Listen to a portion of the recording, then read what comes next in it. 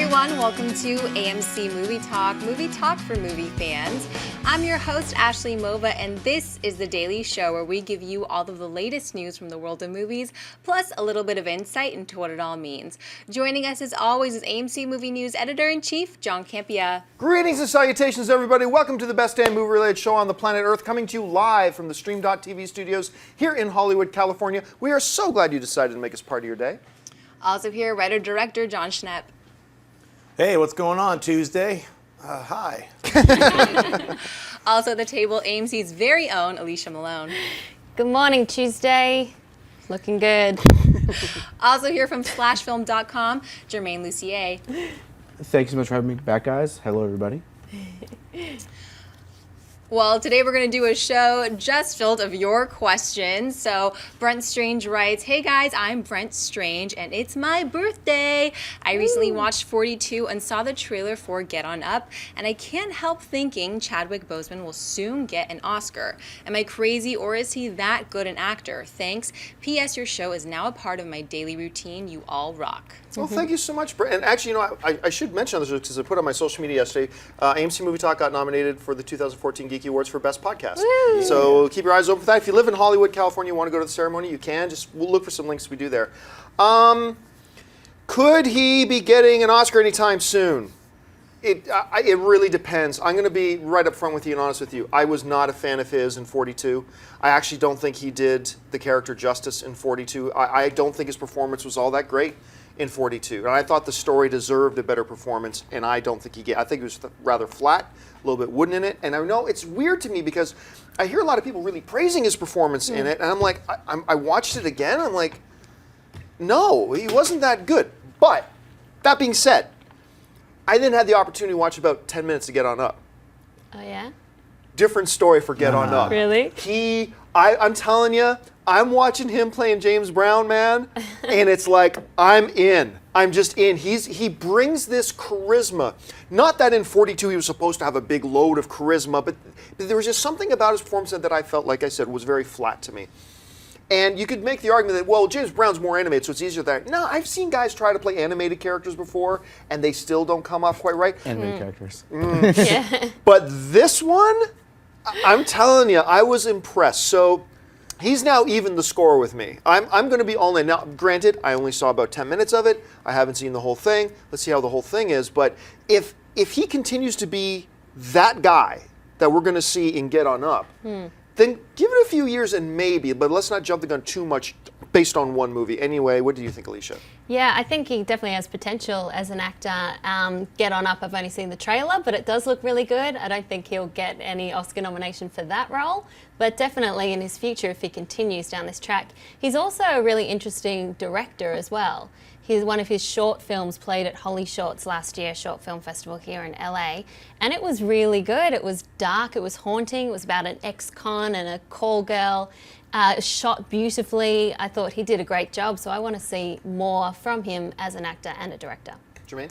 I kind of disagree with you on 42, but I did really like him in Draft Day. I don't know if a lot of people didn't talk about Draft Day. Yeah, that's I'm a right. huge football fan, and I thought that movie was awesome, and he's really the only actor playing an athlete there. Most of the other people there are athletes. And he's sort of charismatic and fun in that. Get On Up, again, haven't seen it yet. Heard good things. I think they screened it last night here in LA to the Directors Guild or something, and the buzz was pretty solid. But it's really more about, Oscars we know is more about the marketing. It's does the studio believe in it?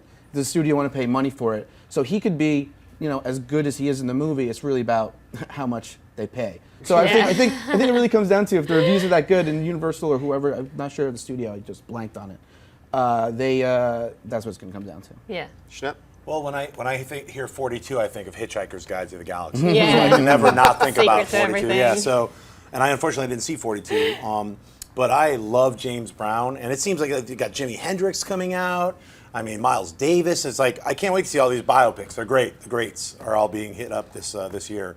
But James Brown is one of my favorites, and the trailer looked incredible. So I can't wait to see the movie. He looked like he nailed whatever my imagination of James Brown would be when he's not on stage. It seems like, yeah, that seems like what I think he would be. Right. You know Now, what I mean? It's like, and I can't remember who directed 42. I can't remember, but this might just be a case of it depends, for a lot of actors, it depends on which director's hands they're in. Yes. Because in Get On Up, he's Tate in Taylor. Tate Taylor's hands, and I love what Taylor did with The Help, Yeah. and the way he handles characters Yes. and how he really puts multiple dimensions into each character. And if he can translate that into Get On Up, he we're in could for something possibly special. get this guy an Oscar. Maybe. So. Could get him a nomination. He's gotten several of his actors nominations before. All right, what's next? Chris Marks writes, everyone has been wondering if there will be any Star Wars news at Comic-Con this year or next year, but no one has mentioned next year's Star Wars celebration. Don't you think they may save some news, trailer, movie title, etc. for that event instead, or in addition to Comic-Con? Well, Jermaine, I know you follow this really, really closely. What do you think? Yeah, I think Celebration is definitely where it's all going to break. We know Star Wars is not going to be at Comic-Con this year. This episode 7, we're going to do some Rebel stuff, but Disney doesn't even have a panel in Hall H, so they wouldn't do it anywhere else. Right. They're still filming. They sort of did that on the website. Celebration's in April this year in Anaheim, and I think that's going to be where we find out our first trailer. Maybe the title. Maybe we might get the title before that. Then there's also Comic-Con 2015, Yeah. and then Disney's D23 Expo Right. in 2015. So Lucasfilm now has these 3 conventions. With the D23, they might skip Comic-Con next year. We don't know for sure. But I think Celebration is where we're going to get the first big chunk, because that's where their fan base are. They've been promoting it for a long time. And yeah, that's going to be the spot. What do you guys think? That'd be really great. I think for fans, it would be a really nice treat to do it at the celebration. I just want to know the title. Yeah. I'm not even the biggest Star Wars fan around, but I'm so excited to find out the title. JJ is so good at keeping secrets. So Mystery box. Mystery box, Mr. Mystery Box. He still hasn't opened that box. Schnipp? I heard they were going to cancel the celebration next year, right, guys? Yeah, just like a whole year of nothing, I right? heard they were canceling Star Wars. Yeah, I mean, that's the rumor that was going around this morning. Everything's canceled. Yeah, they were like, "What? Spider-Man's It's all canceled, canceled. Star Wars is Yeah, canceled. all cool things canceled." Yeah, So- I remember I had this discussion with our own Christian Harloff about this on AMC Jedi Council. Like, he thought that they were going to announce the title for Star Wars this year. And I said, you know what? I got a feeling they ain't even going to announce it until next Comic-Con. Boom. And I completely forgot about Celebrations, which once again is Right. April. They're going to announce the title in April. And when They're is this gonna- D23? D23 is in August. It's after after Comic-Con. which is what Disney sometimes, and Marvel can't really do it anymore because they're so ingrained with Comic-Con. Yep. But Disney traditionally in the last couple of years has skipped Comic-Con to hold their stuff back like 3 weeks for D23. That might happen next year. Except for like Marvel stuff. Well, That that's what just I'm saying. seems like Yeah, insanity. They skipped it the first D23, and there was nothing in Marvel Comic-Con. And then last year was the D23. Gotta admit, I don't love D23. It's not. It doesn't have the buzz. It's It an just sounds like a interesting weird idea. nerd from like, I'm the Dungeon Master D23. Yeah. Well, you know? it's Disney. What does the Tons of 23 dragons. represent again? Yeah, I what is forget. it? It's just a the significance to the number. year that Walt something or other. I can't remember remember, but either. there was significance. Okay. So Yes. they wanted to kind of create their own Comic-Con, Okay. but that they have total control over, and it's a good idea. Mm-hmm. The initial idea, I understood it. They have full control over it. They don't have to wrangle time slots with other studios. Blah blah. It's their own thing. They are at the best place in the world, right beside Disneyland. Right. If you want to do it at the Anaheim Convention Center and all the things around Disneyland, great idea. But I've gone. It's like great concept. Doesn't work though. Not It just that doesn't exciting. have for me. It just doesn't have the buzz. But last year D23, we got to see like Idina Menzel sing "Let It Go." Yeah, Like yeah. 6 months before anybody even Adele heard Dazeem. it. Adele Yes, Dazeem. Adele Dazeem. As we all know her. Yes. Dazeem. Yeah. All right, what's next? Mark Cordvani writes, firstly, I'm very impressed with John's spot-on prediction for Dawn of the Planet of the Apes domestic opening weekend box office results. Guardians of the Galaxy is predicted to make at least 60,000 opening weekend. What do you say, over or under? I believe it'll make less. It looks great, but I think people are marveled out at this point, being the 4th Marvel movie this summer. Do you think being a Marvel film could hurt GOTG? Well, if it comes in under 60,000, heads are going to roll. Don't you mean 60 million? Guardians of the 60 Galaxy million? opens to $60,000. Right. Like didn't the even world read that. explodes. Pratt all jumps comic off book building. movies canceled. Yeah. Okay, so we're going to assume you meant 60 million. And the 60 million is a really interesting. I think that is actually a really, really good line for this. Look, there's a lot of buzz about Guardians of the Galaxy. I know a number of us at this table saw the 17-minute preview. I sat right beside you actually Yeah. for the 17-minute preview. We saw that in Hollywood, and it was wonderful. Like it was everything in the tone that I hoped a Guardians of the Galaxy movie would be. There's certainly more buzz for it right now than I thought there would be, but let's still keep in mind, these are completely unknown. A lot of people like to say, well, Iron Man was not unknown. Will you please stop with that? Yeah. Was he Batman famous amongst non-comic book fans? No, but everybody knew who Iron Man was. Guardians of the Galaxy, there are comic book fans who have no idea who the Guardians of the Galaxy are. So, and you've got the talking tree and the walking tree, the talking raccoon. It's strange. So, 60 million I'm going to go over on the 60 million. I'm actually going to elevate my initial thoughts because I'm hearing more and more people talk about it. I'm actually going to go 70. And if they do hit 70, you bet your ass there's going to be parties at Disney if they hit 70 on this. But that's just my impression. Jermaine, you've been following the tracking on this. Where do you think it's going to come in? The tracking is 60, which is where the reader got it, not 60,000.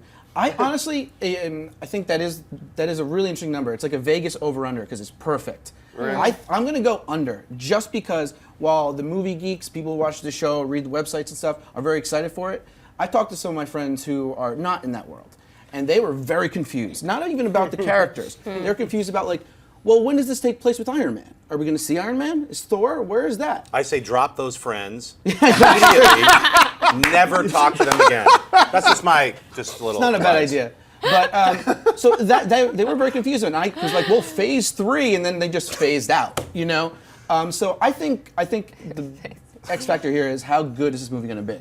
Because if it's good, 60 million doesn't matter. It can make 40 million, and then it's going to make 25 and 18. It's going to have really strong legs because August isn't particularly competitive after that. Well, see, that's one of the key things, right? It's like one of the advantages of coming out near the end of the summer. One of the disadvantages is that a lot of steam has run out by then. But one of the advantages is you don't have any other major blockbusters opening within your window in the next coming weeks. The potential, if it's as good as the 17 minutes made it look, the potential for it to have legs to drop maybe 42% for week 1 to week 2, and then keep that growing. This movie could make a lot of money, but Feige is looking long term. They understand they don't need Guardians of the Galaxy to make $1 billion.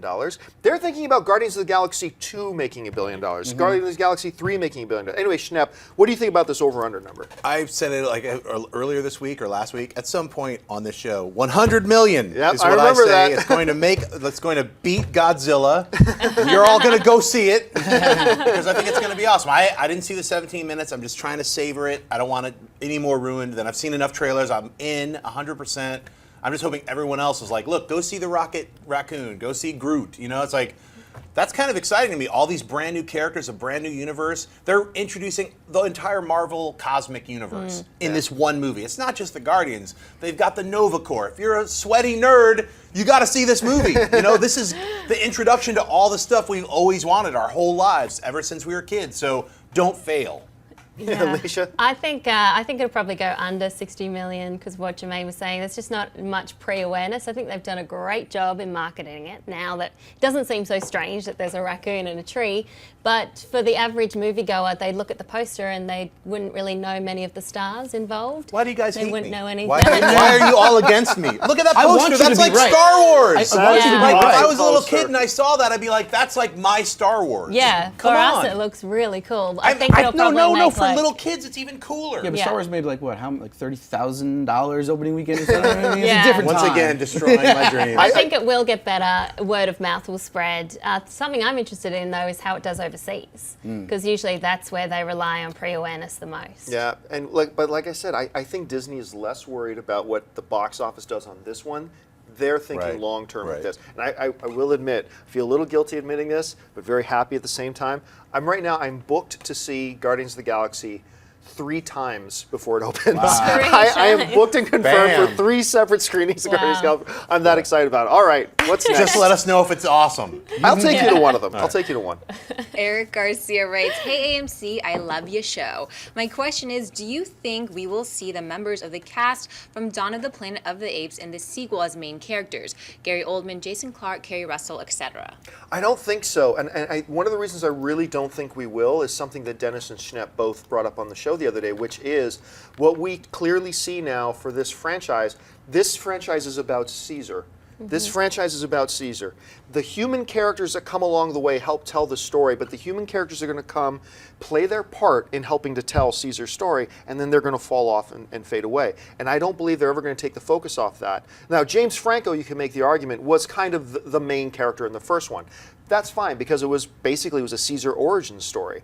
But as we come into the second film, it's clear. This Planet of the Apes story is about Caesar. It's the story of Caesar and how he, rises up his apes.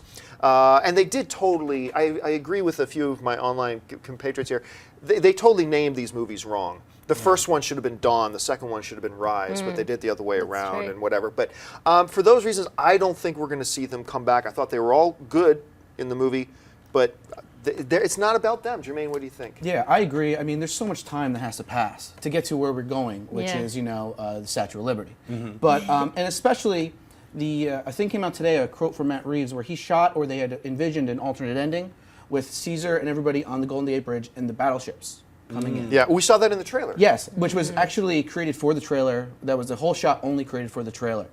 So, and they cut it out because it didn't bookend quite well, and they said we don't want to be locked into that for our next movie. They wanted to leave it, have plenty of time. So I think I think maybe the next movie will start off, and this war has been raging for a couple of years. We'll sort of jump into the middle of it, into that one story, that one moment where Caesar makes that next leap. So yeah, I don't think the characters are as important. They might get referenced again, sort of like Franco did in this film, but yeah, I don't think they're back.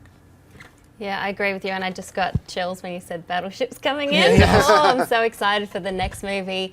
I think they'll jump forward in time again, and it'll be well into the war. I know Fox initially for Dawn of the Planet of the Apes wanted to focus on the human story until Matt Reeves was saying, no, actually we should also focus on the apes. And now he's proven by making Caesar the main character that story is actually much more compelling than the human story. So hopefully we'll see Caesar back again, or at least Andy Serkis playing another ape, and then leap forward into the future, into the war, and then eventually get to Planet of the Apes. Yeah, I mean, I was just thinking, what are they going to call it? Dusk of the Planet of the Apes? But then I thought Musk of the Planet of the Apes would be a way better. It's going to smell bad. Yeah, I see like the next 10 years later, what's going to happen with Caesar. Obviously, I'd love to see Cornelius and Zira from the original come in, and I think they're supposed to be like related to Caesar in some way. But remember, that is like 500 thousands. years or thousands of years They speak perfect in the English, future. you know? Why Yeah. can't Dress in they? clothes. I'm saying that's the fourth movie. Like Right. this next one is Dusk, or whatever they're going to call it. It'll be the big battle where a lot of humans, like we have to figure out how did humans become their slaves. That'll have to be maybe the third movie. But I look forward to like the fourth movie, like jump 10,000 years in the future. They're all wearing clothes and Yeah, they're stuff. gonna have to. you know? Yeah. Because they're not Dr. going to make. I mean, Seuss. this movie is hugely successful, but they're not going to make 15 sequels. Right. Before we get to. The It'd be 68th great to film. get Yeah. 6. That's I personally would like You know, 6. I don't even think they're ever going to get to the Charlton Heston era. I think I they really don't. will. I think they're going to have tell to. their With own story. Icarus. I don't think they do. With the Icarus think- Easter Well, they have to leave egg it in the open. first. They might not say like, they might not be. We might not see everybody in clothes and speaking perfect English, the apes. But I think we're going to have. It'll end with a point where it's a very obvious continuation. Yeah. Maybe the All birth right. of an ape. That's like your first word is like, supercalifragilistic. All right, what's next? Abraham Ruiz writes, hello, fellow sons and daughters of AMC. Do you think Marvel will add a teaser trailer for Avengers Age of Ultron and the post-credits scene of Guardians of the Galaxy? Or will we have to wait till it drops on the internet sometime next year? A teaser trailer? No. But a post-credit stinger? Quite possibly. I have not heard anything, so this is pure speculation, okay? But a post-credit stinger, much like at the end of Thor 2, they had a Guardians little stinger in there. Although I think a lot of people didn't even realize it was a Guardians stinger. Right. But I do believe, if I had to put some money, I'd say, yeah, I bet they will. I bet the second post-credit scene in Avengers or in Guardians of the Galaxy 2 will have something to do to hint towards Avengers, which is the next film. So I think so. Schnepp, what do you think? I would think that they're going to introduce Ant-Man, like in a post-credit scene, but They haven't even started shooting that movie yet, though. maybe they'll have one scene of Michael Douglas like doing something. Who knows? I don't know, but Right. I think they'll do the teaser for Avengers. It's the perfect opportunity to get a little teaser, even a 30-second thing. It's August 1st. We already know they've been shooting for like 8 months. They probably got a lot of really cool stuff. Oh, yeah. So, I'd love to see it. That's all I can say. I think What do you think, makes Alicia? sense. Yeah, I'd love to see an Avengers teaser, even Avengers 3, seeing how Thanos is going to be used so much in Guardians. They could set that up even further. Also, I'd love to see some kind of continuation for the Guardians, because I think it would be a mistake just to have them for one movie and one movie only. Oh, we think they've We got could plans. weave them in. That would be really cool. But Plans it's such a within smart, plans. Yes. Such a smart idea too, to make you sit through all those credits. It's true. very It really clever. is true, Jermaine. I don't think there's going to be an Avengers trailer like there was at Captain America 1, where we literally got a trailer. Yeah. We're definitely getting a trailer for Avengers 2 at Comic-Con next week. Yeah. Yes. That's for sure. But I think we're going to get a tease of Ultron. So, because the end of Captain America was a tease for the twins, which are the first Right. two new characters. Mm-hmm. This will be Ultron, because we don't know anything about him yet. So I think that's the tease we're going to get at the end of Guardians, and then I think Ant-Man will come after at the end of Avengers. But not a trailer, but definitely tease towards the movie. All right. Hey, folks, before we get to the last question we got lined up, I want to let you know if you're watching us live, and we do the show live every day, Monday through Friday at 11 a.m. Pacific Standard Time, you can start tweeting in some questions. We'll take some of your live Twitter questions at the end of the show. You can tweet to us at AMC Movie News. So go ahead and start on sending them in. Ashley will pick some out at the end. But for now, Ashley, give us our last question. Jack Wilhelm writes, "Hey AMC Movie Talk, I love the show and watch every chance I get. My question is about AMC Movie Talk itself. Is there any plans to expand Movie Talk possibly into its own website with reviews, forums, and exclusive videos for registered users only? I think it would open up a lot of possibilities, not only for Movie Talk, but for fans to interact with each other as well. Thanks, and bring on the filthy." Thanks a lot for the question, Jack. It's something that I've thought about a lot in the past, but it's not really something I've ever been able to do because we are pretty busy. We are pretty much stretched to the limit. And then it feels like whenever we have the chance to expand a bit, we like to expand our team because we want to create even more video content. But I think at some point we're going to have to make some kind of an adjustment shift. I'll let you know, I was on like a 3-hour call yesterday where all we talked about was, okay, what are the next steps and the pieces we're going to put into place. Something like this could have something to do with it. I'm not ready to say one way or the other on that, but trust me, these are the types of questions that we are thinking about on our end, and we'll just kind of see if there is actually a fan demand for it. I lied. I said that was the last question. There is actually one more. I missed it. So let's get to that one more. Okay, Ryan Rich writes, "Are you guys more excited about Silence, Scorsese, or The Hateful Eight, Tarantino being released next year?" Well, it's Scorsese because I'm automatically excited. I'm a big fan of Andrew Garfield as an actor, so I'm excited there. But it's Quentin Tarantino doing a movie called The Hateful Eight. Now switch it. If it was Scorsese doing The Hateful Eight and Tarantino doing Silent, I might still go with Hateful Eight. To me, it just sounds like the type of movie I can instantly get excited for. Whereas Silence, that sounds like the type of movie I'm going to have to see a little bit of it first to get excited for it. But I'm already there because of Scorsese. Why so quiet? Yeah, but Tarantino, we've talked a lot about this Hateful Eight thing, and it's already had a ton of drama. Yes. Just leading up to getting the damn thing made. I'm super stoked for this. So for me, I'm going to go Hateful Eight. What do you think, Jermaine? Hateful Eight as well, and not because it's any knock on Martin Scorsese. Not at all. Martin Scorsese. No. I think we maybe been spoiled with Martin Scorsese. He's gotten a lot more movies in the last couple of years. Tarantino, not so much, one every like 3 years or something like that, roughly, if you average it out. So I'm always, I think, maybe a little spoiled when I'm more excited for a Tarantino movie, because I can always go back to Scorsese's old movies, and I think growing up in the 90s, Tarantino was so, influential on me, and Scorsese was influential on him.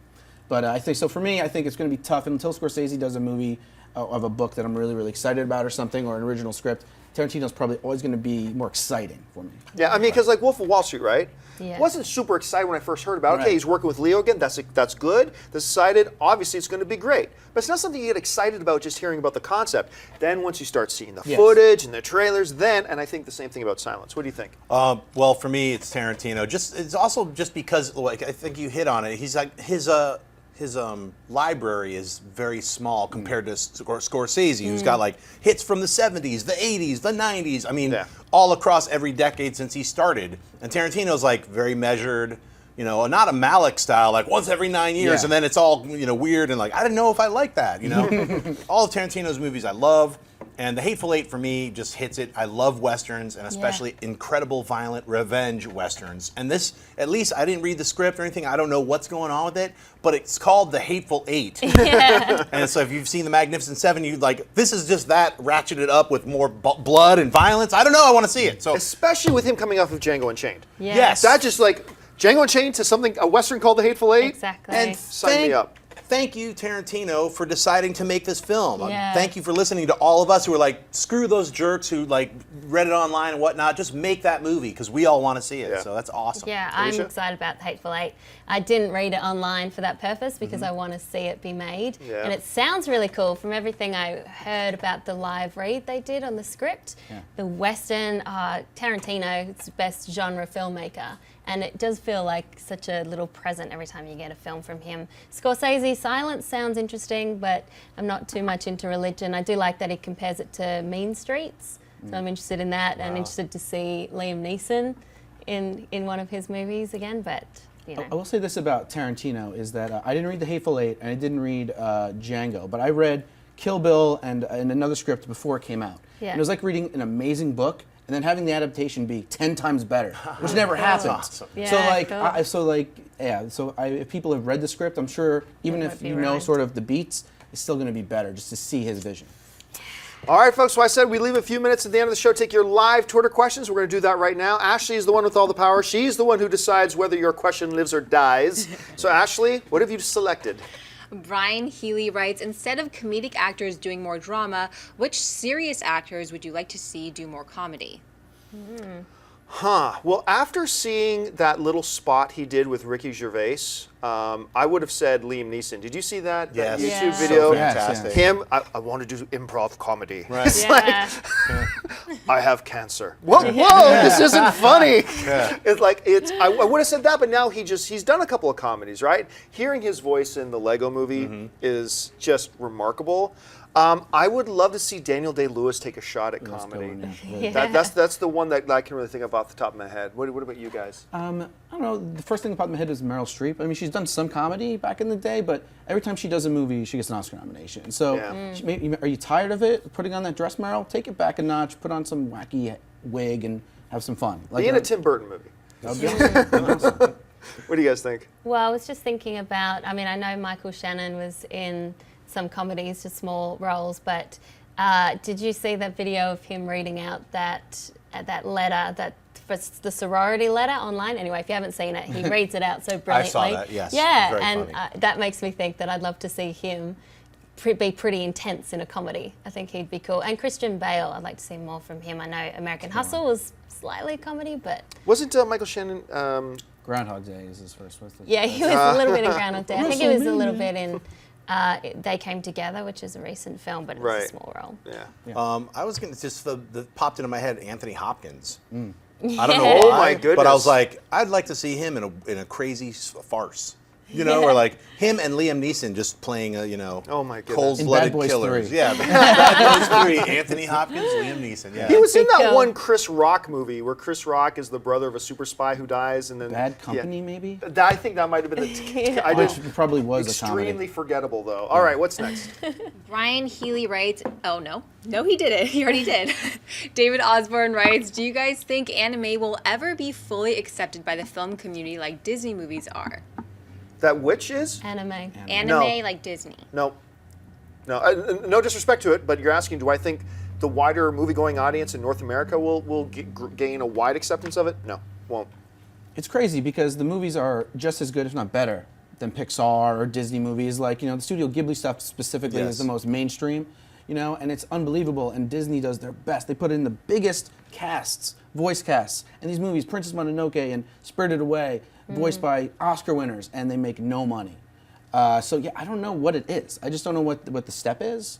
Because it's not even like they're subtitled. They release them dubbed. I don't know, Yeah. but I kind of agree with you, John. It's a big battle just to get adult animation accepted in America. That's not like, is that porn or something? It's like, no, it's just a story for adults, but told in animated style. I don't know, animation's for children. That's kind of like the general, population. I know Disney gets a lot of money from Frozen, but that's with families. Animated films for adults, when was the last one you saw? What was the South last one Park. you saw? I was thinking about it because South Park, Bigger, Longer, and Uncut, because Seth Rogen and Evan Goldberg are doing a movie called Sausage Party, which is Right. Oh, yeah, an that's animated movie for Not adults. a comedy. Right, Name one. but no, Name one that's not a there's comedy. not, yeah. So I mean, what you get now with like things like Netflix is an entire anime experience. They have their own like subtitled anime with like hundreds and hundreds of seasons of shows that are incredible. I'd check out Gantz. I mean, Ghost in the Shell. There's so many that are available, and now kids are growing up watching those. So I think maybe in 10 years, anime films in America will be more accepted. It's just going to I take don't a know, little man. time. I got a lot of friends with kids, and I don't know any of them that are watching anime. And not that they shouldn't, and not that it's not a great option. Yeah. But the question is, do we think North American audiences will at some point embrace it? I don't think it It's will. getting bigger. Anime Expo here in LA gets bigger every year. I mean, it's just going to take time. And that what I'm talking about is like not like children who are 3 or 4, but like a kid who's 9 or 10 who's watching anime on Netflix. And when he's 15 or 16, if there's an anime movie. So in 6 years, I think an anime movie that opens in America could have a big opening if it caters to that niche group. Yeah, and they even have big voices, star voices for the dubs, the English dubs. Dan, they still don't watch it. I know, which is a shame because they have such great stories. Yeah. All right, what's next? Hector J writes, is there any trailer you just couldn't stop watching at all? The trailer I constantly watch is X-Men Days of Future Past. Well, X-Men Days of Future Past was a great one.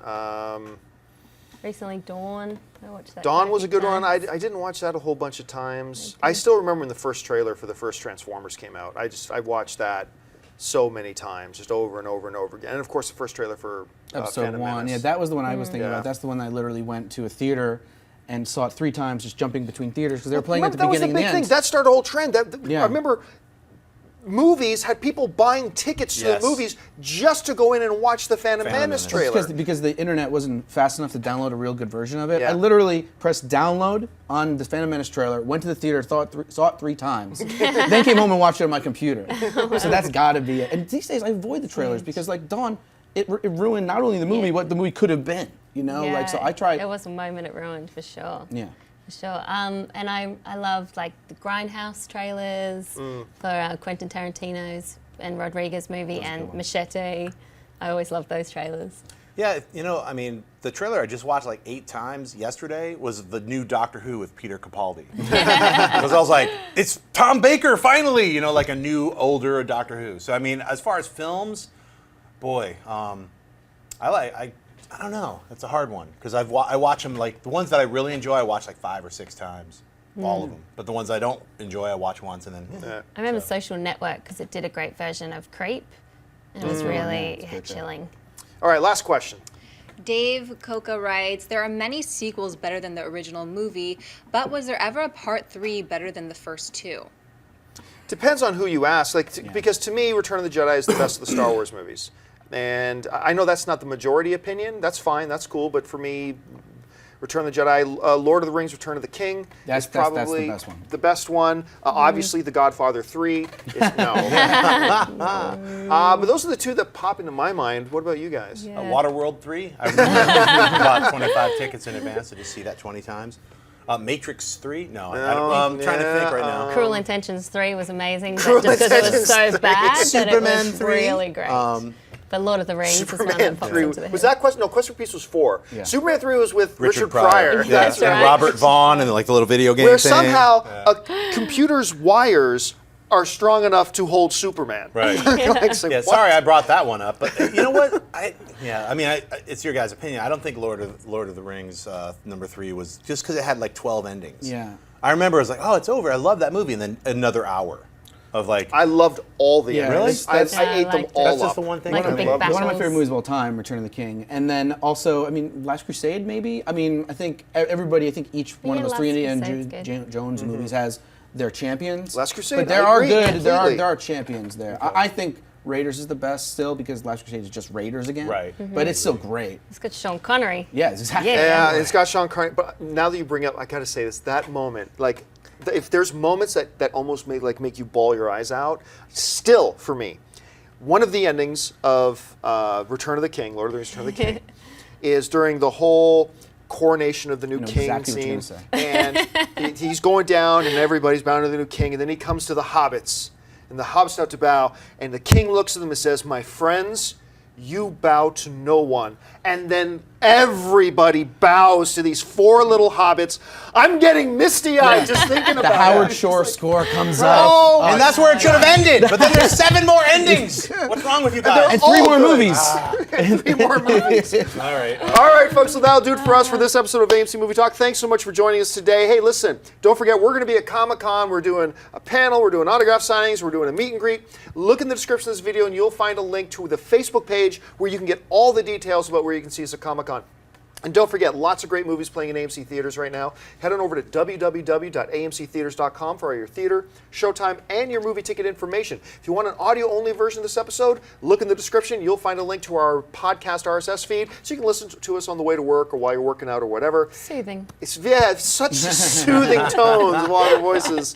And listen, guys, I want to first thank everybody sitting at the table with me. Our very special guest today from the great site /Film, Mr. Jermaine Lucier. Jermaine, where can people find you online? At /film.com and on Twitter at Jermaine Lucier.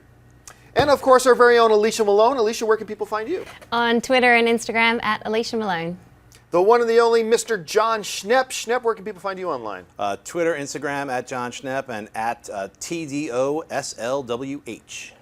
And of course, our lovely host today, Miss Ashley Mova. Ashley, where can people find you online? On Twitter and Instagram at Ashley Mova. Have a good one, guys. And you, of course, can find me just on all the various social media channels at John Campia. Thanks a lot for joining us, guys. My name is John Campia for AMC Movie News, and until next time, bye-bye.